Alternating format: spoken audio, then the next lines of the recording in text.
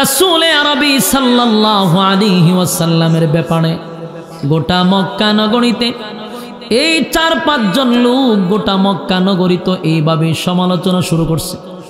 কয় আমরা আগেই বলছি উনি কোনো রাসূল না, আগেই বলছি উনি কোনো নবী না।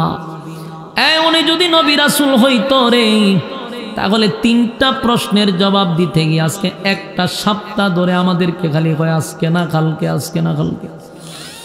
গোটা মক্কা নগরীতে রাসূলকে নিয়ে সমালোচনা শুরু হইল। চতুর্দিক দিয়া সমালোচনা করে কয় দেখছনি 3টা প্রশ্নের জবাব দিতে পারল না, উনি কোনো রাসূল হতে পারে না। নাউজুবিল্লাহ। আল্লাহর পয়গম্বর নিজেই চিন্তিত হয়ে গেল, নিজেই আশ্চর্য হয়ে গেল। যেখানে সকালে জিবরাইল আসে রে, যেখানে বিকালে জিবরাইল আসে, আজকে সপ্তাহ চলে যায় জিবরাইল আসে না। কেন রে জিবরাইল কেন আসে না, কেন আসে না? নবীজি বারবার আসমানের দিকে তাকায় কখন জানে জিবরাইল আসবে। আর গোটা মক্কায় নবীর বিরোধিতা শুরু হয়ে গেছে রে। পয়গম্বরকে বিভিন্ন ভাবে মানুষ রাস্তাঘাটে, দোকানপাটে, গ্রামে গঞ্জে, শহরে বন্দরে নবীর বিরোধিতা শুরু করছে, গালমন্দ শুরু করছে। আল্লাহর নবী বেতায় ব্যতীত কান্দে আর বলে জিবরাইল রে সকালে আসতি, বিকালে আসতি, আজকে একটা সপ্তাহ ধরে জিবরাইল আসে না। 3 প্রশ্নের জবাবও রাসূল দিতে পারে না। আমার যুবক ভাইরা দিলের কান লাগায় শুনেন, আল্লাহর পয়গম্বর প্রতিদিন কান্দে, কানতে কানতে কানতে নবীর চোখ দিয়া মুক্তার দানার মতো পানিগুলা পড়তেছিল। আল্লাহর পয়গম্বর কান্দে আর বলে জিবরাইল রে কেন আসুস না, আজকে একটা সপ্তাহ হয়ে গেল কেন আসলি না? এইভাবে কোন রিওয়ায়াতে আসে 1 দিন 2 দিন নয়, 15 দিন পর্যন্ত জিবরাইল আসে না। এমনকি কোরআনের আয়াত নাজিল হয় না। মক্কা নগরীর মানুষগুলি বলা বলি করতে লাগলো দেখছনি মুহাম্মদের আল্লাহ মুহাম্মদকে ভুলে গেছে, মুহাম্মদের আল্লাহ মুহাম্মদকে ভুলে গেছে। আর উম্মে জামিল আবু লাহাইবার বউ কয় মুহাম্মদের কাছে একটা শয়তান আসতো, এখন আর আসে না। এই ধরনের কুরুচিপূর্ণ কথাগুলি বলতে লাগলো রাসূলের সামনে। আল্লাহর পয়গম্বর নিজেও বেতায় ব্যতীত, নবীও কান্দে আর কয় আল্লাহ সত্যি কি আপনি আমারে ভুইলা গেলেন? কেন গো মালিক আপনি আমার কাছে জিবরাইল পাঠান না? কেন আপনি আমার কাছে কোরআন পাঠান না? নবী নিজেও কান্দে আর বারবার আসমানের দিকে তাকাইয়া বলে আল্লাহ আপনি কি আমারে ভুইলা গেছে? নবীর কান্না। অন্যদিকে মক্কার সমালোচনা। এক পর্যায়ে আল্লাহ জিবরাইলকে পাঠায়া দিল। 15 দিন পরে, কয়দিন পরে? 15 দিন পরে জিবরাইল আলাইহিস সালাতু ওয়াস সালাম পয়গম্বরের সামনে আইসা হাজির। আল্লাহর নবী অভিমান, একটু রাগ। পয়গম্বর বলেন জিবরাইল রে কেন আসলি? কয় হুজুর একটা সূরা নাজিল হইছে। আল্লাহর নবী বলেন সূরা নাজিল হইল বুঝলাম, কিন্তু 15 দিন কেন আইলি না? মানুষ আমারে গালাগালি করছে, মানুষ আমারে কত ধরনের কুরুচিপূর্ণ কথা বলছে, আমারে বলছে আমি কোনো নবী না, কোনো রাসূল না, কত গালমন্দ করছে রে জিবরাইল, কেন আসলি না? আমার আল্লাহ কে ওরে বইলা গেছে, আমার মালিক কি আমার প্রতি নারাজ হয়ে গেছে রে? মক্কার মানুষ কয় আমারে নাকি আমার আল্লাহ ভুইলা গেছে। জিবরাইল কয় হুজুর আমি তো আসতে চাই, কিন্তু আমার মালিক আমার আসতে দেয় না। আমি আসতে চাই গো, কিন্তু আমার মালিক আসতে দেয় না। আল্লাহর নবী বলেন জিবরাইল রে কেন আসতে দেয় না? আমার মালিক কে আমার প্রতি নারাজ, আমার মালিক কে আমার প্রতি রাগ করছে,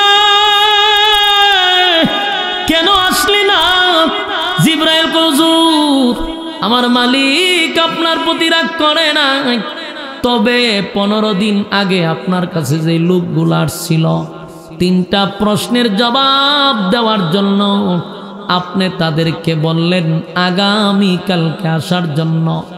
এই কথাটা আমার মালিকের কাছে পছন্দ হয় নাই গো নবী, এই কথাটা আমার মালিকের কাছে পছন্দ হয় নাই।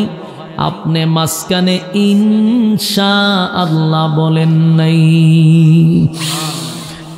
যুবক ভাইরা, আশিকে রাসূল,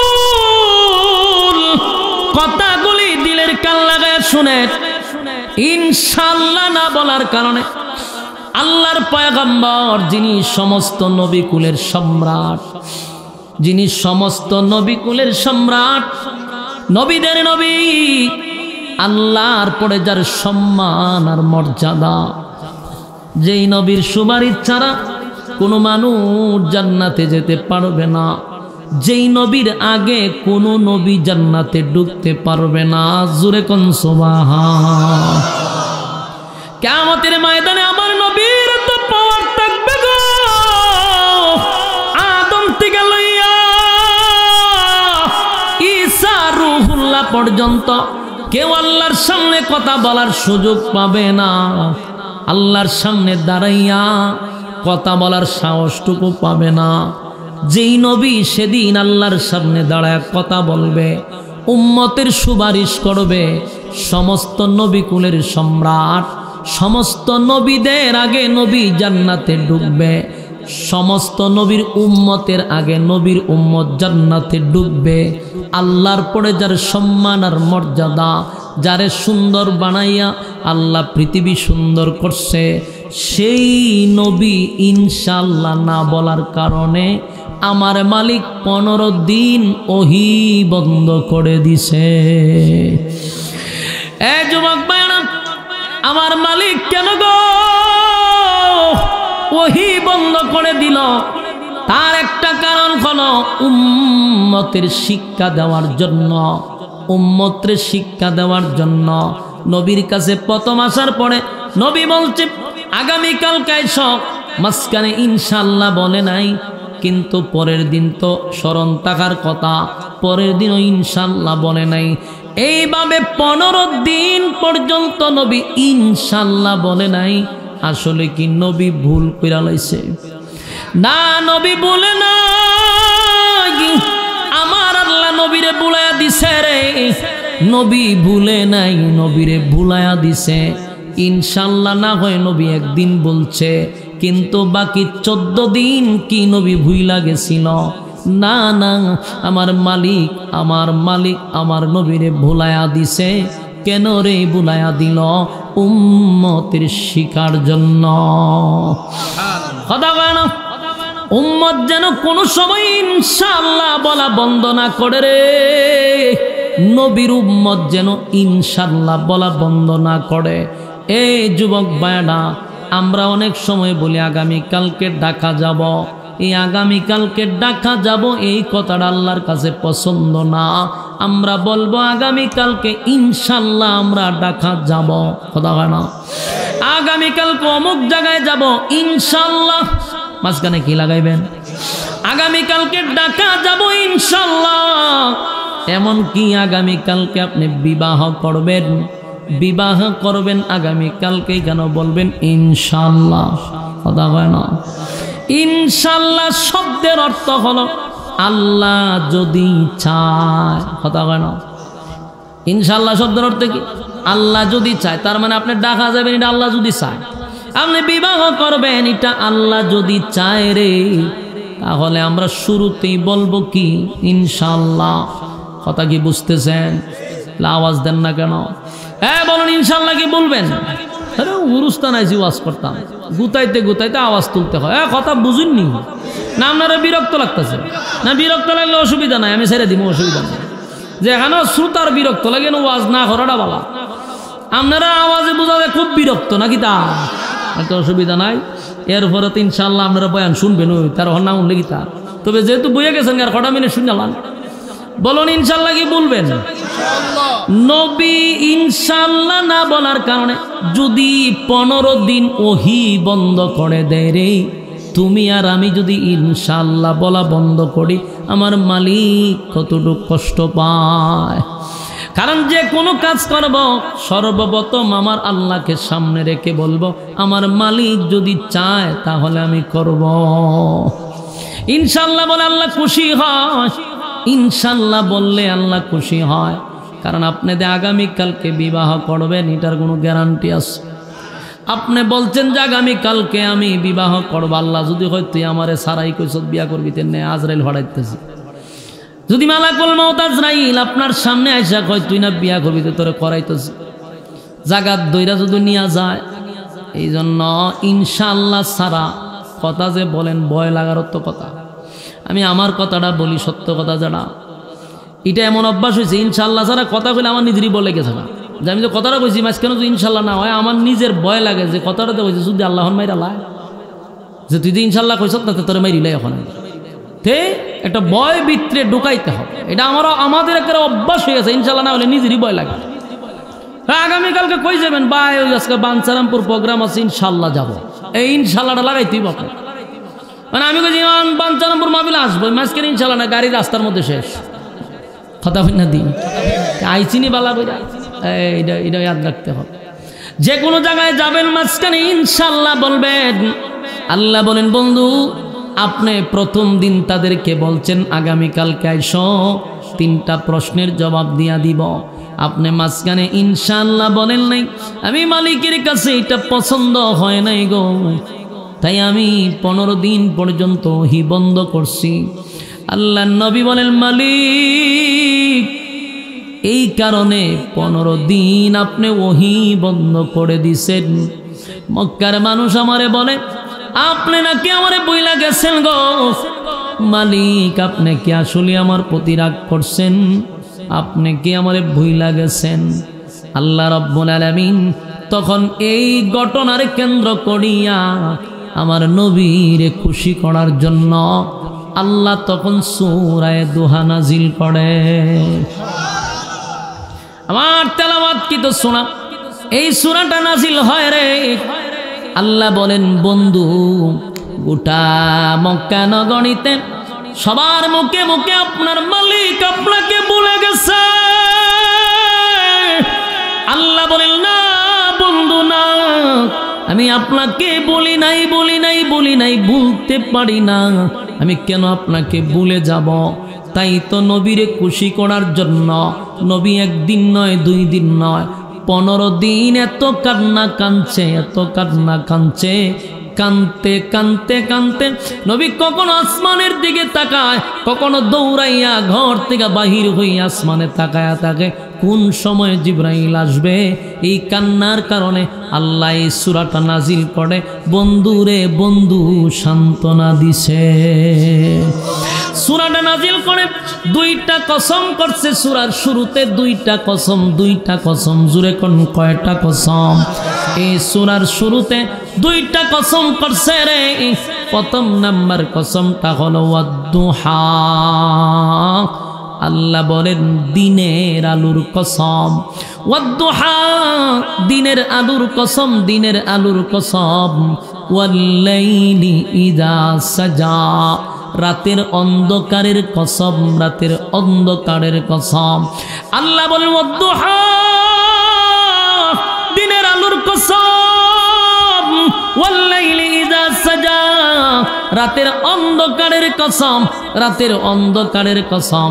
এই 2টা আয়াতে 2টা কসম, কিন্তু এই তাফসিরে আরো অনেকগুলা ব্যাখ্যা আছে। ওয়াদ-দুহার ব্যাখ্যার একটা হলো আল্লাহ বলেন, ওয়াদ-দুহার আরেকটা ব্যাখ্যা হলো পয়গম্বর আপনার সুন্দর চেহারার কসম।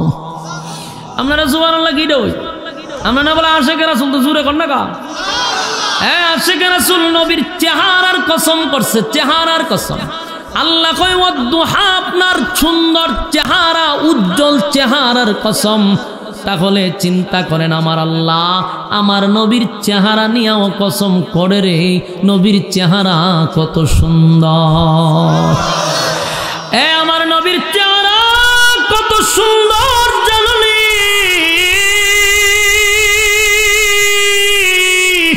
সাহাবায়ে কেরামরা বলে আমাদের পেটে যদি কিদা লাগে রে, প্রচন্ড কিদায় যখন স্থির হয়ে যায়, বরদাস্ত করতে পারি না, বরদাস্ত করতে পারি না, তখন নবীর সুন্দর চেহারার দিকে তাকায়া থাকি। নবীর চেহারাটা যখন একটা নজর দেখি, আমাদের পেটের কিদা নিবারণ হয়ে যায়। চিৎকার দিয়া কোন সুবহান। আমার নবীর চেহারা কত সুন্দর, চেহারার দিকে তাকাইলে পেটের কিদা নিবারণ হয় গো। যেই নবীর চেহারার দিকে তাকাইলে কিদা নিবারণ হয়। কত রহমতের নবী, কত মায়ার নবী। আল্লাহ হয় আমার নবীরে পাঠাইছি রহমত স্বরূপ। এই জন্য আল্লাহ বলেন ওয়ামা আরসালনাকা ইল্লা রাহমাতাল লিল আলামিন।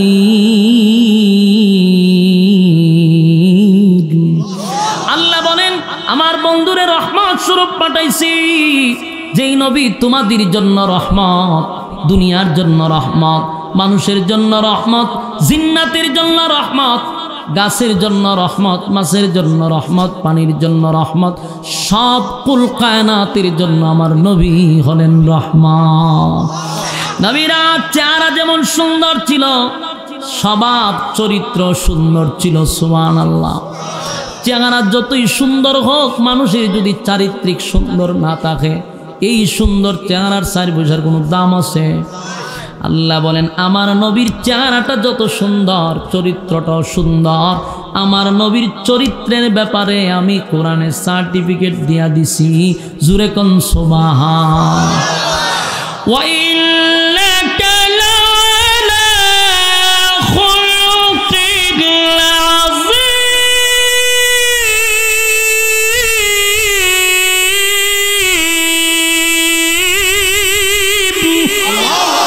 আল্লাহ কয়ে যেমন সুন্দর চেহারা তেমন তার চরিত্র।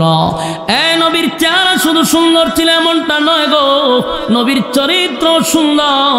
আল্লাহ বলেন আমার বন্ধুর চেহারার কসম করছি, আমি বন্ধুর চেহারার কসম করছি। ওয়াদ্দুহা, আপনার সুন্দর চেহারার কসম, আপনার সুন্দর চেহারা, উজ্জ্বল চেহারার কসম। তাহলে একটা হলো ওয়াদ্দুহার ব্যাখ্যা। ওয়াদ্দুহা দিনের কসম, দিনের আলোর কসম। চাষতের সময় যে নামাজটা পড়ে, ওই সময় যে রুদ্রটা উঠে, ওই সময়ের কসম করছে আল্লাহ। আল্লাহ বলেন দিনের আলোর কসম, সুন্দর চেহারার কসম। এরপর আল্লাহ বলেন ওয়াল্লাইলি ইযা সাজা। এখানে ব্যাখ্যা করে, একটা ব্যাখ্যা হলো অন্ধকারের কসম, রাত যখন নিঝুম হয় সেই সময়ের কসম। আরেকটা ব্যাখ্যা হলো নবীর কালো চুলের কসম। আল্লাহ কয় ওয়াল্লাইলি ইযা সাজা। বন্ধু আপনার সুন্দর চুলের কসম। আমার নবীর চুল ছিল সুন্দর, লম্বা চুল ছিল, বাবরি চুল ছিল, চুলগুলো একটু কোকড়ানো ছিল। এত কালো, এত কালো, দেখলেই বোঝা যাইত এটা অসাধারণ। এমন সুন্দর চুল কারো হতে পারে না। তাই আল্লাহ চুলের কসম করছে ওয়াল্লাইলি ইযা সাজা। বন্ধু আপনার চুলের কসম, কালো চুলের কসম। জুরে কোন সুবহান। আল্লাহ বলেন ওয়াদ্দুহা ওয়াল্লাইলি ইযা সাজা। রাতের কসম, দিনের কসম, রাতের কসম, দিনের কসম, দুইটা কসম কে আল্লাহ বলেন মা ওয়াদ্দাআকা রাব্বুকা ওয়া মা ক্বালা। আল্লাহ বলেন বন্ধু রাতের কসম, দিনের কসম, আমি আপনাকে ভুলি নাই, ভুলি নাই, ভুলি নাই, ভুলি নাই। মা ওয়াদ্দাআকা রাব্বুকা ওয়া মা ক্বালা। আপনার রব আপনাকে ভুলে নাই, আপনার রব আপনারে ভুলতে পারে না। সুবহান।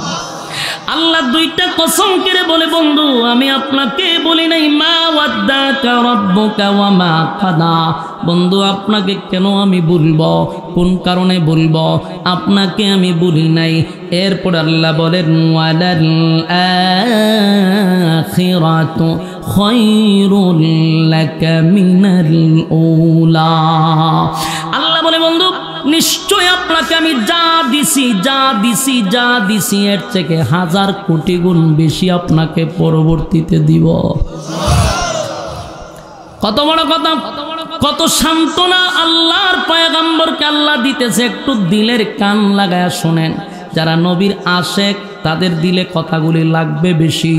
দেখেন নবী যখন অভিমান করছে, নবী যখন ব্যথায় ব্যতীত হইছে, 15 দিন পর্যন্ত নবী কাঁদছে। কেন আমার আল্লাহ আয়াত পাঠায় না? কেন জিবরাইল আমার কাছে আসে না? এই যে নবী ব্যথায় ব্যতীত ছিল, আল্লাহ নবীর রাগ ভাঙানোর জন্য, নবীর আনন্দ দেওয়ার জন্য এমন একটা সূরা নাজিল করছে, যেই সূরার শুরুতে 2টা কসম রে। কসমগুলা করছে নবীর চেহারা নিয়া, কসমগুলা করছে নবীর সৌন্দর্য চুল নিয়া।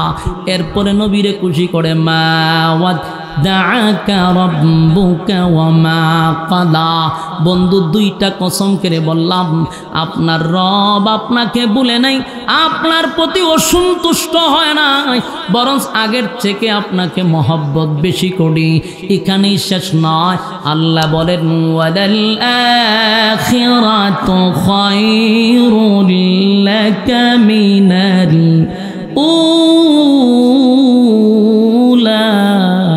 রব্বে কারীম বলেন এখন যা দিছি এর থেকে 1000 কোটি গুণ বেশি পরবর্তীতে আপনাকে দিব। দুনিয়ার নিয়ামত আপনাকে যা দিছি কিছুই না, পরবর্তীতে আপনাকে এর থেকে বেশি দিয়া খুশি করব। সুবহান। এজন্য আল্লাহ বলেন আখিরাতু খায়রুল লাকা মিনাল উলা। এরপর আল্লাহ বলেন ওয়ালাসাউফা ইউতিকা রাব্বুকা ফাতারদা। এরপর আল্লাহ এতে বলেন ওয়ালাসাউফা ইউতিকা রাব্বুকা ফাতারদা। বন্ধু শীঘ্রই খুব কাছাকাছি আপনাকে আমি খুশি করব।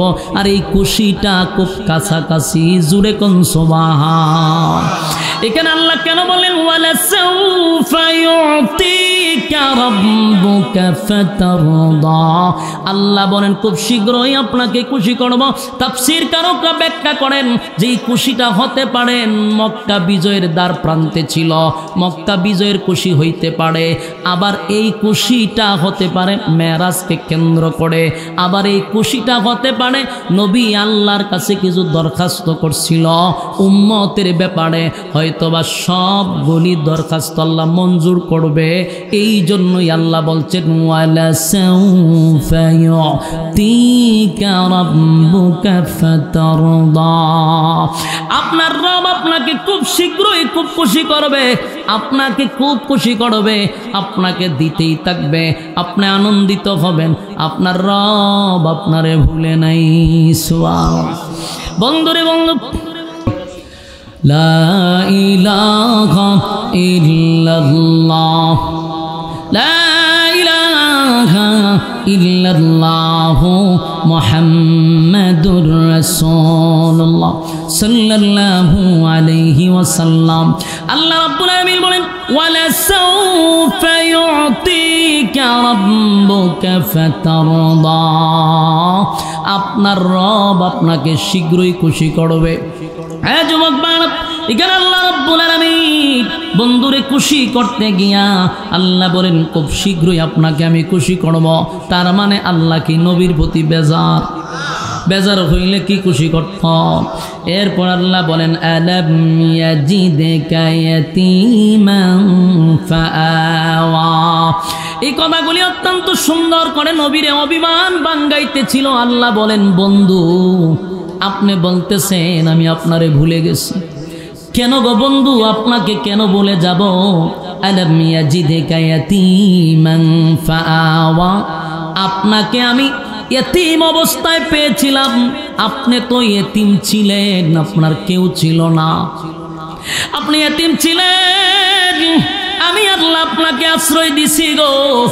আপনি এতিম ছিলেন, আমি তো আপনাকে আশ্রয় দিছি। আপনি কি এতিম অবস্থায় ছিলেন না? আমি কি আপনাকে আশ্রয় দেই নাই? সুবহানাল্লাহ। মানে আল্লাহ নবীরে অতি স্মরণ করাই দিতেছে। আল্লাহ যে আপনি আমার প্রতি অভিমান কইরেন না। আমি বলি না কেন আমি আপনাকে এতিম অবস্থায় পেয়েছিলাম, আমি আপনাকে আশ্রয় দিছি, আপনি কেন বলেন ভুলে গেছি। এরপর আল্লাহ বলেন ওয়াওয়াজাদাকা দাল্লান ফাহাদা। এরপরের কথা হলো আমি কি আপনাকে পথ হারা অবস্থায় পাই নাই? আমি তো পথ হারা অবস্থায় আপনাকে পেয়েছি, আপনাকে আমি আবার আপনাকে পথ দেখায়া দিছি। কথা কি বুঝতেছেন? আল্লাহ রাব্বুল আলামিন এই কথা দিয়ে কি বুঝাইলেন? নবী পথ হারা কেন ছিল না, এটা ওই পথের কথা বলে নাই। কারণ যারা এতিম হয়, যাদের মা বাবা থাকে না, যাদের আত্মীয় স্বজন থাকে না, এই ছেলেগুলা তো সমাজের মধ্যে বিশৃঙ্খলা সৃষ্টি করে। এই ছেলেগুলা হয় টুকায়, এই ছেলেগুলা হয় পথভ্রষ্ট, ঠিক নেই? যাদের মা বাপ নাই, গার্জেনই নাই, এরা লেখাপড়াও করতে পারে না, এরা অনাথ হয় এবং তাদের জন্য কোনো সুযোগ সুবিধাও থাকে না। এই জন্য একটা সময় ছেলেগুলা শিশু গ্যাং হয়ে উঠে, ঠিক নেই? কথা কি শুনতেছেন আপনারা? আপনার মনোযোগটা এত কমে গেল গা। আমার কথাগুলি একটু দিলের কান লাগায় শুনে। ও জুরাইছে, আমি ছেড়ে দিতেছি 2 মিনিট, মনোযোগ দা শুনেন। আল্লাহ বলেন আপনাকে কি আমি পথহারা অবস্থায় পাই নাই? তার মানে নবী কি পথহারা ছিল? ওইটা বুঝায় নাই। আল্লাহ নবীরে কৃতজ্ঞতা বলতেছে যে আপনি কেন ভুলে গেছে।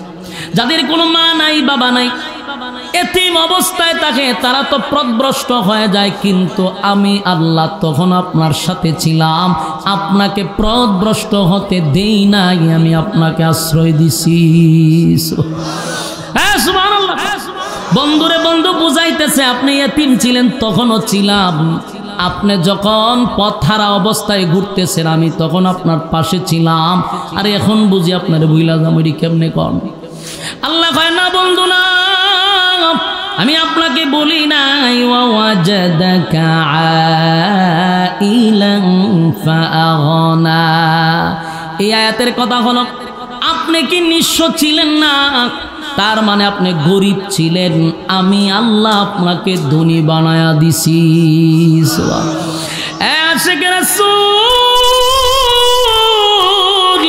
এই আয়াতটা ভালো করে স্মরণ করবেন, ভালো করে আয়াতের কথাটা ব্রেইনের মধ্যে ঢুকায়া রাখবেন।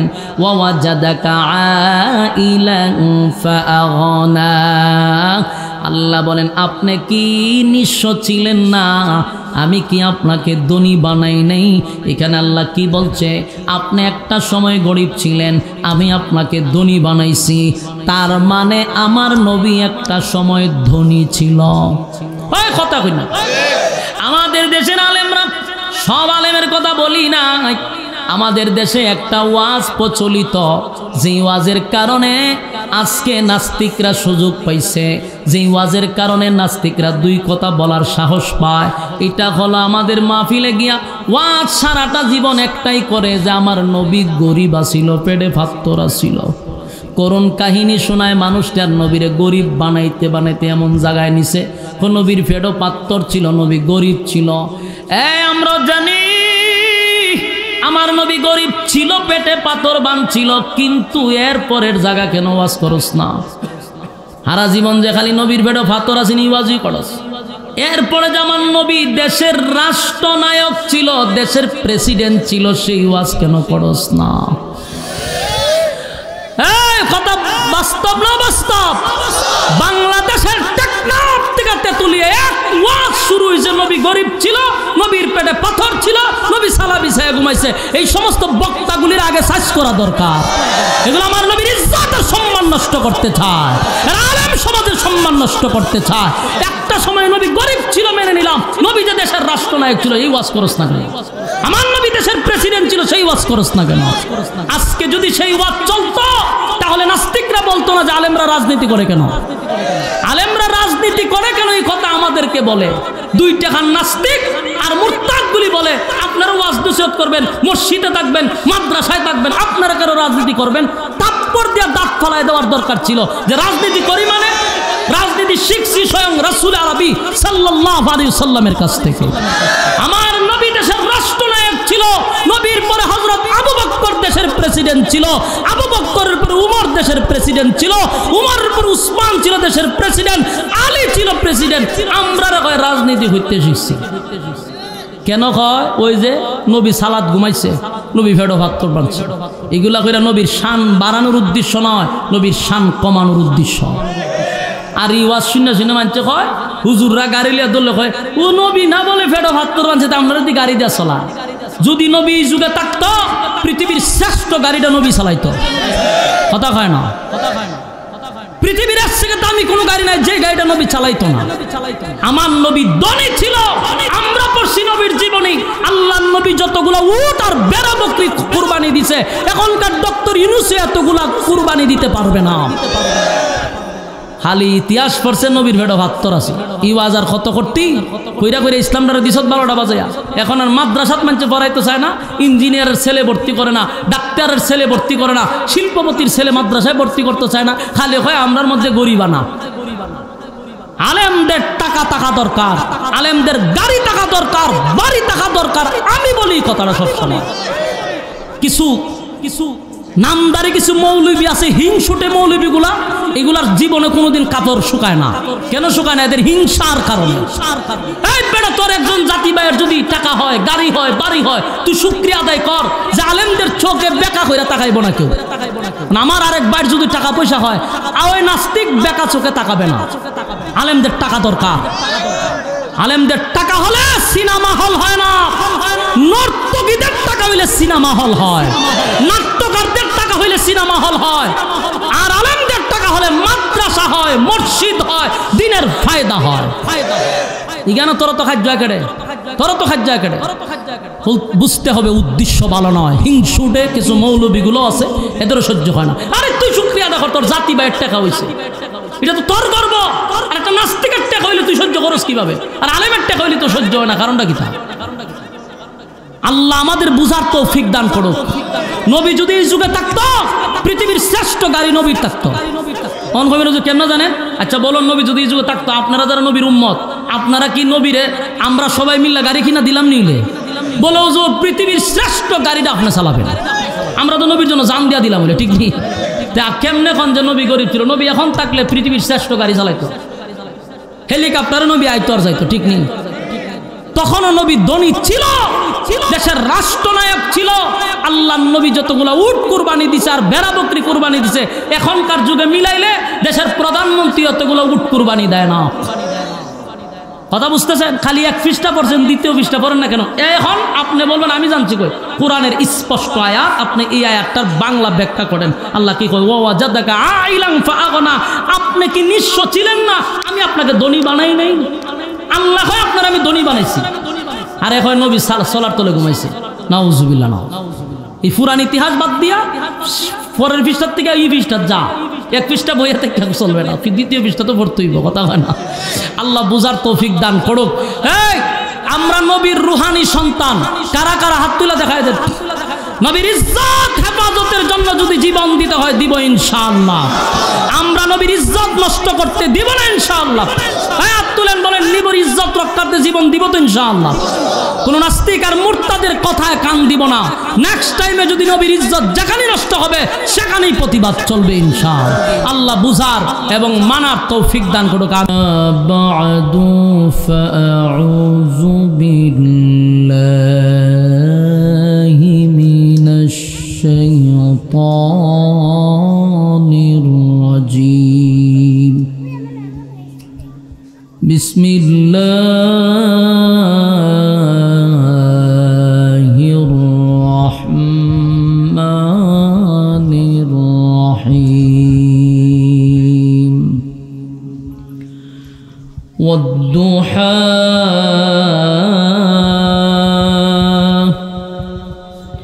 ওয়াল-লাইলি ইযা সাজা মা ودعك ربك وما قلى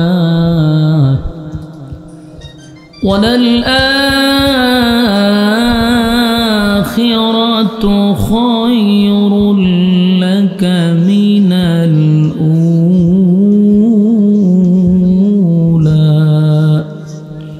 ولسوف يعطيك ربك فترضى ألم يجدك يتيما فآوى ووجدك ضالا فهدى ووجدك عائلا فأغنى فأما اليتيم فلا تقهر وأما السائل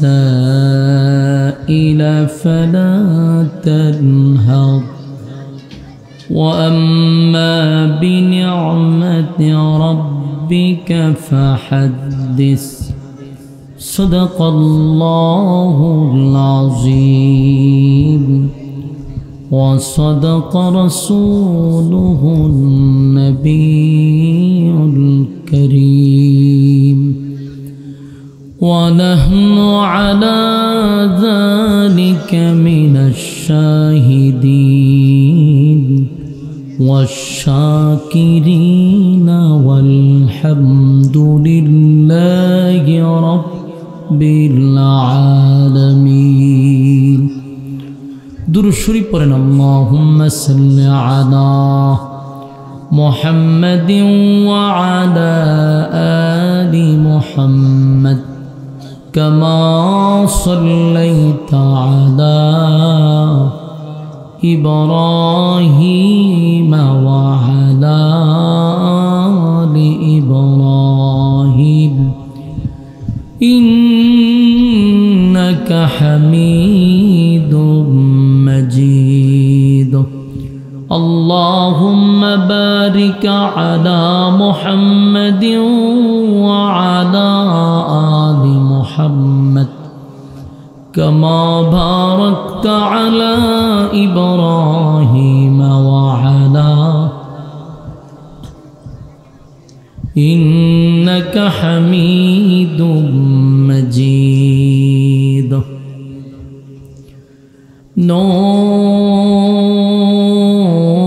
نور عرفان محبت دل میں بر دونوں عالم سے ہمیں کر بے خبر جلن تو نے دی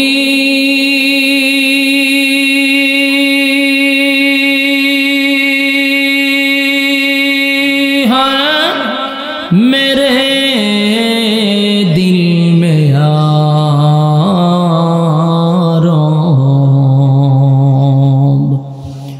जलन की दवा अब फिला दे खुदाया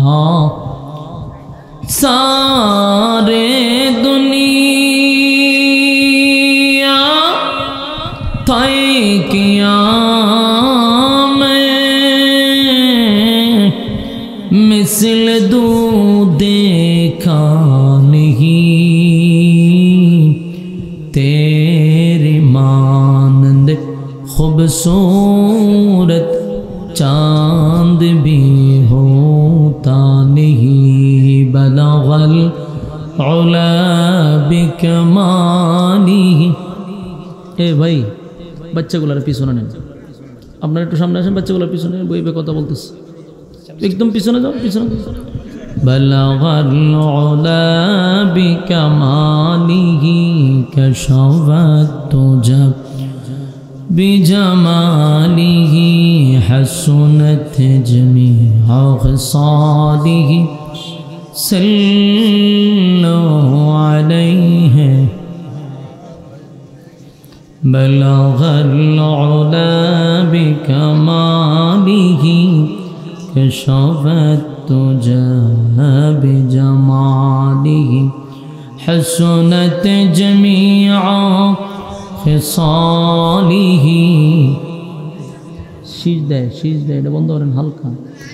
সাল্লু আলাইহি। আলহামদুলিল্লাহ, বাঞ্ছারামপুর জামিয়া কোরআনিয়া রাহিমিয়া কওমি মাদ্রাসা ও এতিমখানার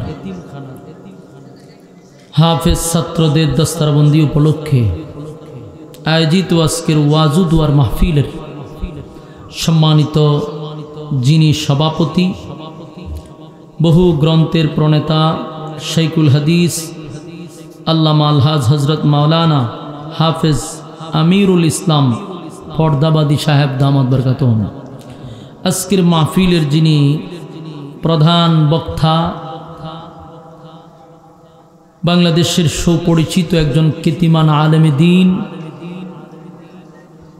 বিশিষ্ট ইসলামী চিন্তাবিদ আল্লামা হাসান জামিল সাহেব দামাত বরকাতুহুম, আমার পরেও যিনি কথা বলবেন হজরত মাওলানা গুলাম মোস্তফা সাহেব দামাত বরকাতুহুম, ওয়াজ করবেন হজরত মাওলানা জমির হুসাইন সিদ্দিকী সাহেব, এবং আজকের মাহফিলের যিনি প্রধান অতিথি জনাব আলহাজ মোহাম্মদ ফজলুল হক সাহেব, দিগার অতিথিবৃন্দ এবং মুআজ্জাজ মুকাররম হযরত উলামায়ে কেরাম, উপস্থিত আছেন তরুণ যুবক ভাইয়েরা,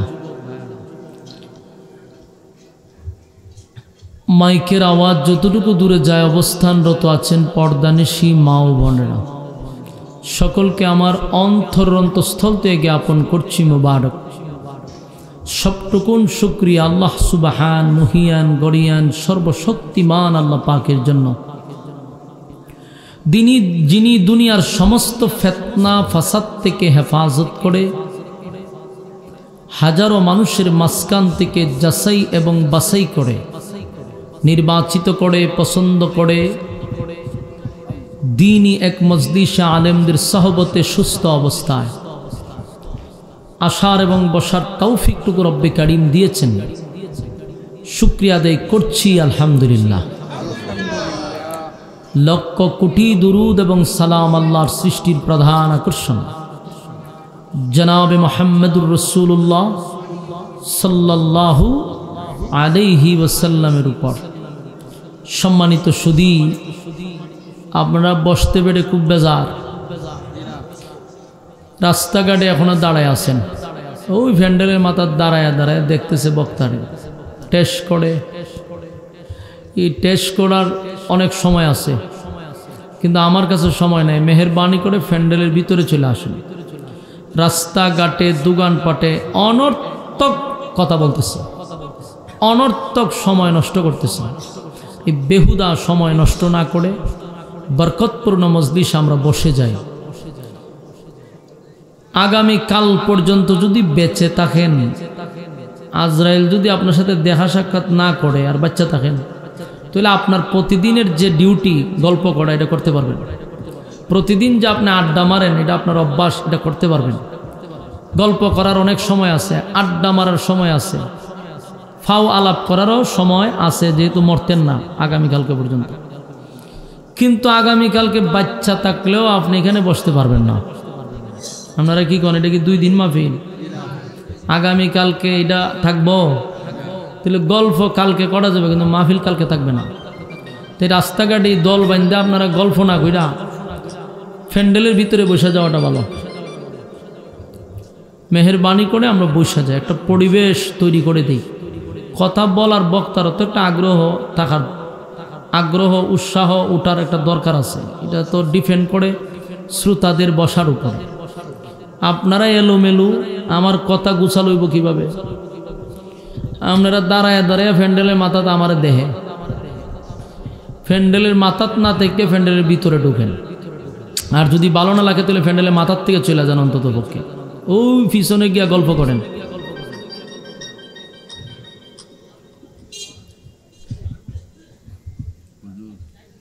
আমরা যারা আছি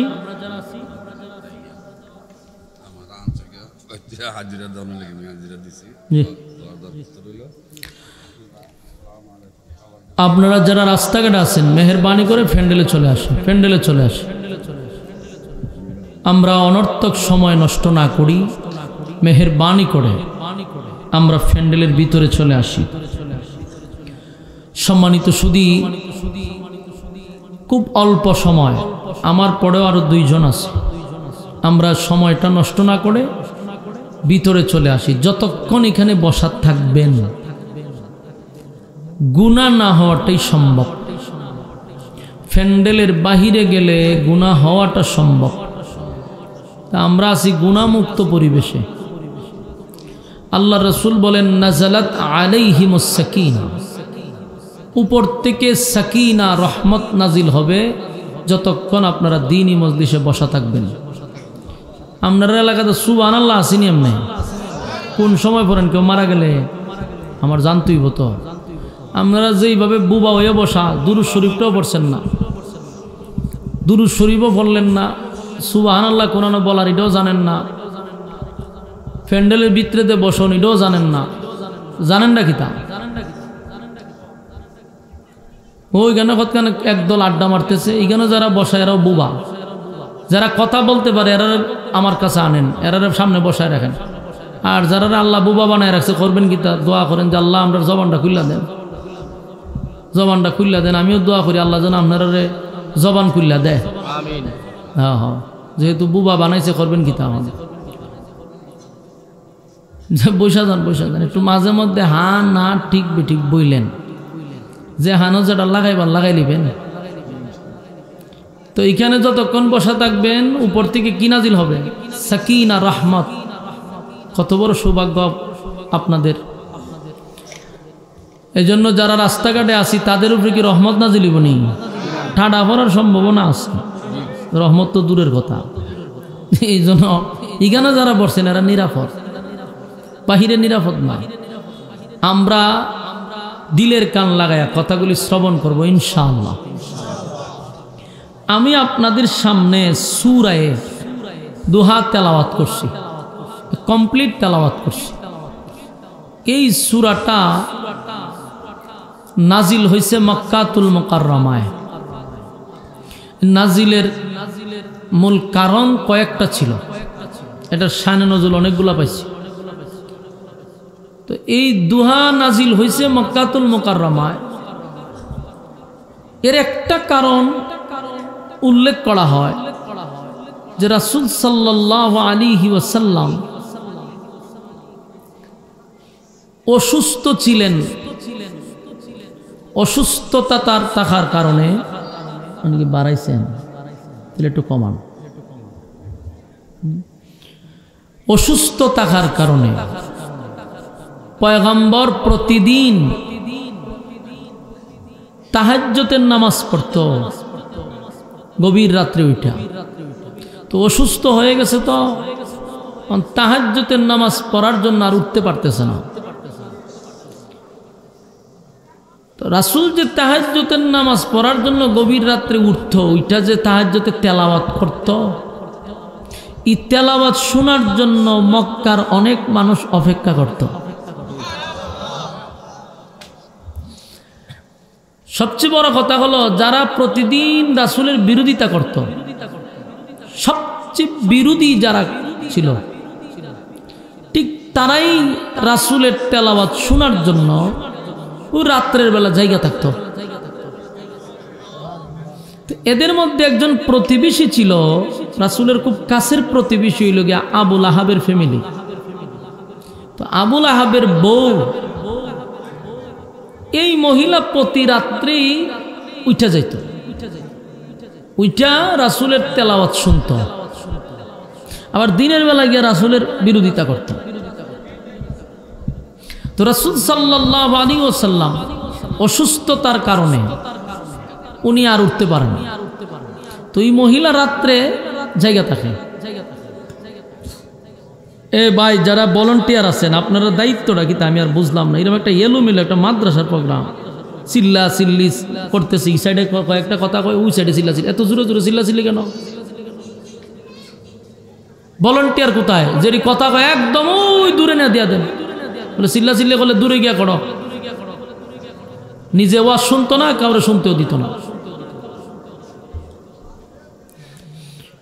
রাসূল সাল্লাল্লাহু আলাইহি ওয়াসাল্লাম অসুস্থতার কারণে উনি উঠতে পারে না, আর অন্যদিকে উনার তেলাওয়াত শোনার জন্য ওই উম্মে জামিল রাসূলের শাশি মানে আবুল আহাবের বউ সে প্রতিদিন ঘুমতে উঠে বসে থাকে যে কখন উনি দাঁড়াইব তেলাওয়াত করবার সে শুনবো। কিন্তু 2, 3, 4 দিন যখন অপেক্ষা করছে যে রাসূল উঠেও না, তেলাওয়াতও করে না, হ্যাঁ মেজাজ গেছে গরমে।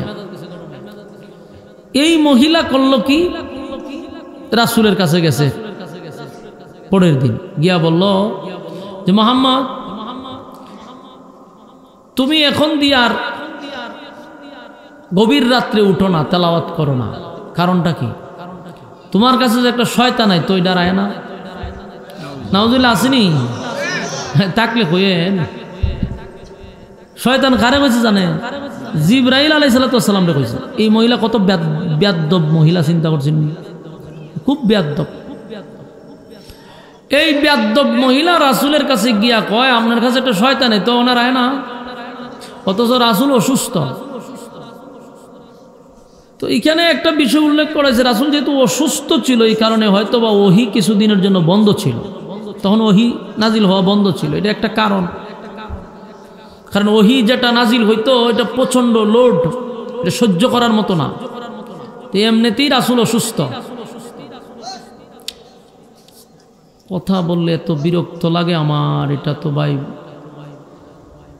সবার তবিয়ত একরকম না। মাহফিল কথা যদি কয় চিল্লাচিল্লি করে, এটা কোনো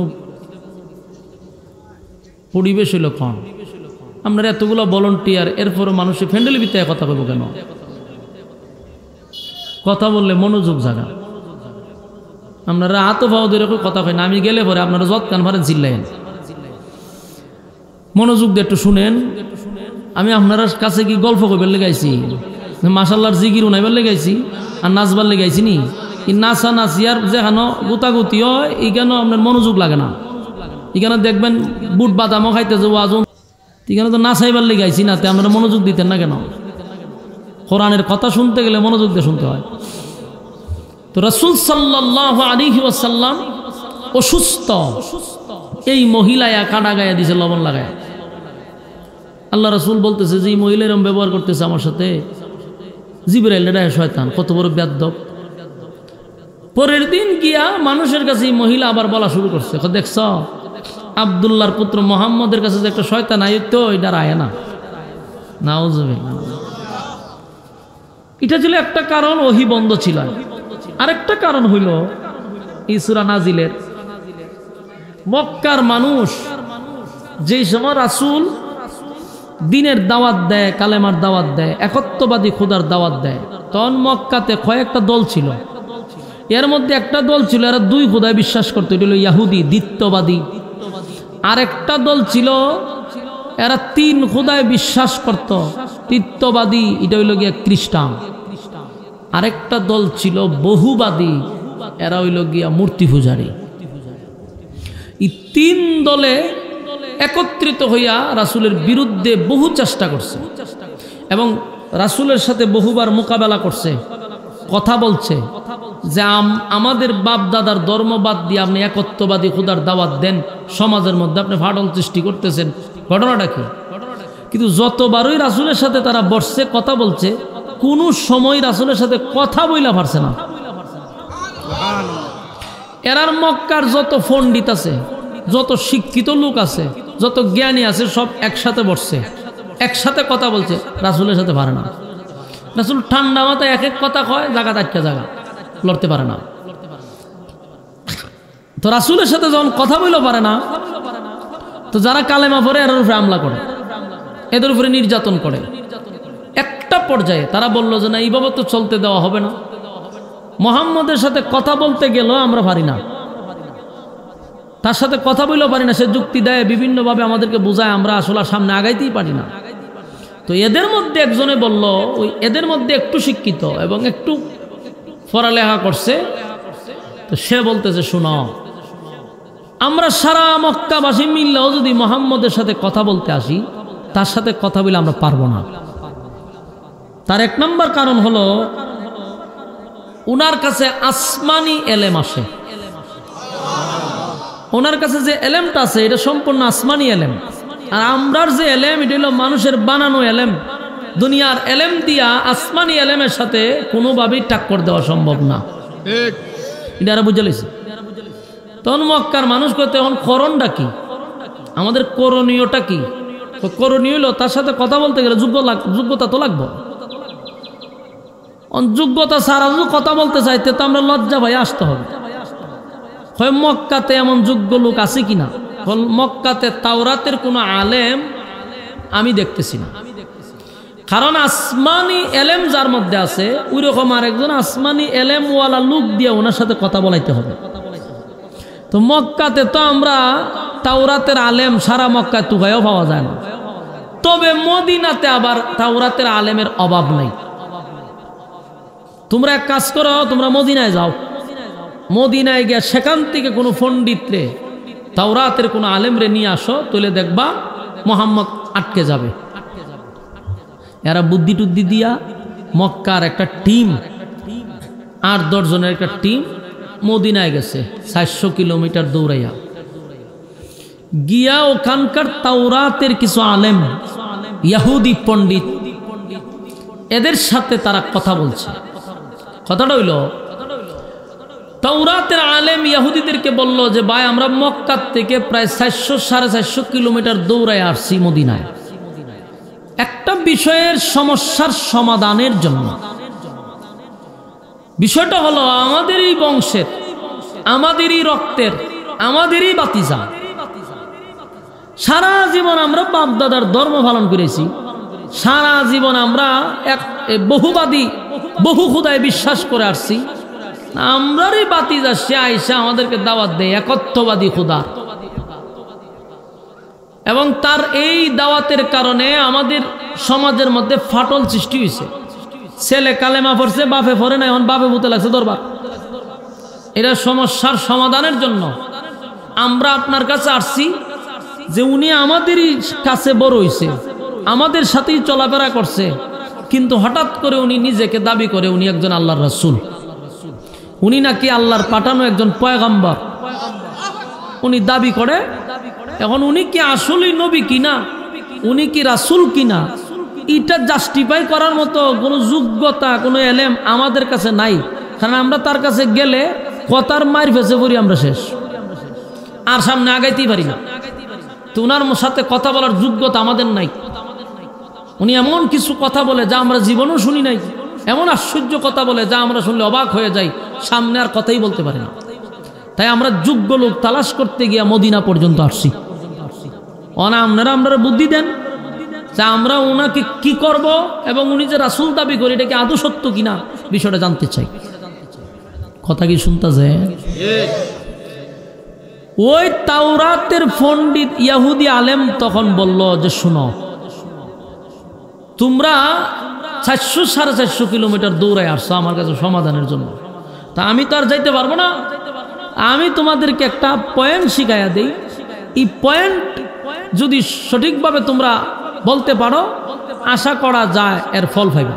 বলে কি? বলে বেশি কিছু না, তোমরা আব্দুল্লাহর পুত্র মুহাম্মদের কাছে গিয়া বলবা যে 3টা প্রশ্ন করবা তোমরা, এই 3টা প্রশ্নের উত্তর যদি উনি দিতে পারে তাহলে নির্ঘাত উনি আল্লাহর পাঠানো একজন পয়গম্বর, আর তোমাদের উচিত সাথে সাথে তোমরা কালেমা পড়ে ঈমান আনবা। এই কথাগুলি যে বলছে সে কিন্তু একজন ইহুদি, একজন তাওরাতের আলেম। সেও বলতেছে যে 3 প্রশ্নের জবাব যদি উনি দিতে পারে তাহলে উনি আল্লাহর পয়গম্বর, উনি একজন রাসূল, এটা সত্য, আর তোমাদের উচিত তখন কালেমা পড়ে ঈমান আনা। এরা পড়ছে মহা সমস্যা। এরা হয় আমরা এত দূর থেকে আইলাম, উনি 3 প্রশ্ন আমরা দিল, 3 প্রশ্ন জিগাইলে আব্দুল্লাহর পুত্র মুহাম্মদ তো 3 প্রশ্নের জবাব দিয়ে দিব, তখন কি আমরা ওনার নবী হিসেবে মেনে নিলাম? এটা তো হয় না। আমরা তো একেবারে না মানার লেগে আইছিলাম যে ওনারা আটকানো যায় কিনা। তখন দেখা যায় তাওরাতের আলেম একই কথা বলল যে যদি প্রশ্নের উত্তর জবাব দিতে পারে তো তোমরা ওনারা নবী হিসেবে মাইনা লাও। এরা বলছে মুহাম্মদ, আর এরাও জানে যে উনি 3 প্রশ্নের জবাব যে দিতে পারবো, এটা এরাও জানে। এরা কি না বুঝাইছে? এরাও জানে যে 3 প্রশ্নের জবাব আব্দুল্লাহর পুত্র মোহাম্মদ দিতে পারবে। এই মাইকম্যানের দলেরা, আপনারা তো কথা কোন কেন? ওয়াজ কিন্তু আপনারাই করবেন লাস্টে দিয়া, আমার দ্বারা থেকে কথা বলতেছেন। এত বিরক্ত করতেছেন আপনারা চতুর্দিক দিয়া। কথা শুনবেন একেবারে ঠান্ডা মাথায়, কোনো কথা নাই। ফাউল কথা তো আর বলতেছি না, তাহলে আপনি মনোযোগ কেন দিবেন? এদিকে কথা বলে আমার মন জায়গা এইদিকে, আমি তো কথা বলি এদিকে, জায়গা এইদিকে। মন দেন আপনাদের দিকে থাকতে হইব। কথাগুলো একটু মনোযোগ দিয়ে শুনেন। এই 10 জন লোক 400 কিলোমিটার দূরে দৌড়ায় 2-3 দিনে গেছে, কিন্তু এরা যাওয়াটা এরা নিজে নিজে আমরা ব্যর্থ। ব্যর্থ কেরে হয় আমরা যে কইছে 3 প্রশ্ন লইয়া যেতাম, এটি উনি বইলা লাইব। তো বইলা লাইলে তো আমরা কালেমা পড়তে দিব। আমরা কালেমা পড়তাম কেরে? আমরা বাপ দাদার থেকে ধর্ম মাইন নাইতাছি। কথা বুঝতেছে? বাপ দাদার ধর্ম। তো শেষে এরা গেছে মক্কা, গিয়া রাসূলের কাছে 10 জন লোক বইছে। বয়া কয় যা বাতিজা, আমরা আইছি তোমার কাছে একটা বিষয় সুরাহা করার জন্য। আল্লাহ রাসূল দেহে যে মক্কার যত মাথা আছেন সবটি আয়া বইছে সামনে। জিজ্ঞাসা যে আপনারা কেন আসছেন? কয় আমরা চিন্তা করে দেখলাম তুমি আমাদের বাতিজা, তুমি আমাদের বংশের, তোমারে আমরা উপাধি দিছি আল আমিন, তুমি সত্যবাদী, তুমি ভালো মানুষ। অনেক প্রশংসা রাসূলের করছে। কই এমন একটা লোকের সাথে আমাদের দ্বন্দ্ব হোক, এটা আমরাও চাই না। তবে আমরা এখন একটা সিদ্ধান্ত নিছি, তুমি যে একত্ববাদী খোদার দাওয়াত দিতেছ, এর দ্বারাই সমাজের মধ্যে একটা ফাটল সৃষ্টি হইতেছে। আমরার বাপ দাদার ধর্মটাও ডুবতেছে, সুনকালি পড়তেছে। আর আমাদের মধ্যে আর তোমার মধ্যে একটা দূরত্ব সৃষ্টি হইতেছে, একটা মারামারি হানাহানি শুরু হয়েছে। আমরাও চাই না এই দ্বন্দ্ব এবং দরবারে যাওয়ার। আমরা আসছি তোমার কাছে একটা বিষয় জানার জন্য।